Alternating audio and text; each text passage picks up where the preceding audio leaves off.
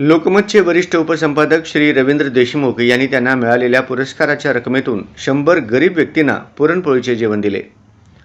सोलापूर श्रमिक पत्रकार संघाच्या वतीने ज्येष्ठ पत्रकार कैलासवासी अविनाश कुलकर्णी यांच्या स्मरणार्थ पत्रकार रवींद्र देशमुख यांना आदर्श पत्रकार पुरस्कार देण्यात आला. देशमुख यांनी पुरस्काराचे 5,000 रुपये व इंजिनियर कुमारी सुप्रिया अविनाश कुलकर्णी यांनी 3,000 रुपये अन्नदान करण्यासाठी आस्था सामाजिक संस्थेस दिले. आस्था संस्थेने या रकमेतून पूर्व मंगळवारपेठ महादेव गल्ली येथे 100 गरीब व्यक्तींना पुरणपोळीचे जेवण दिले.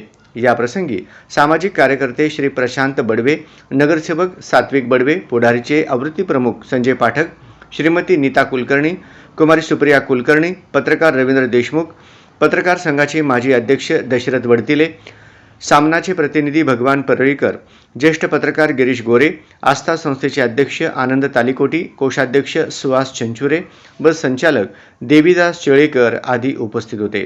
या मान्यवरांच्या हस्ते अन्नदान करण्यात आले.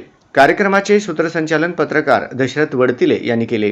प्रारंभी संस्थेच्या वतीने रवींद्र देशमुख यांचा संस्थेच्या वतीने सत्कार करण्यात आला. कुमारी सुप्रिया कुलकर्णी यांनी मनोगतात या कार्यक्रमाबद्दल समाधान व्यक्त केले.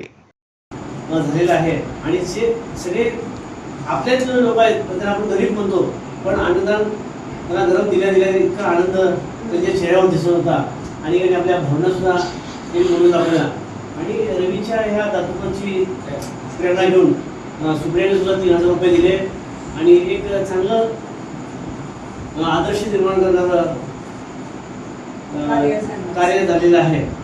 आणि ह्या कार्याबद्दल सुप्रियाला सुद्धा मनोगत व्यक्त करायचं आहे. ती सुद्धा 2 शब्द बोलेल. बसून बोल काय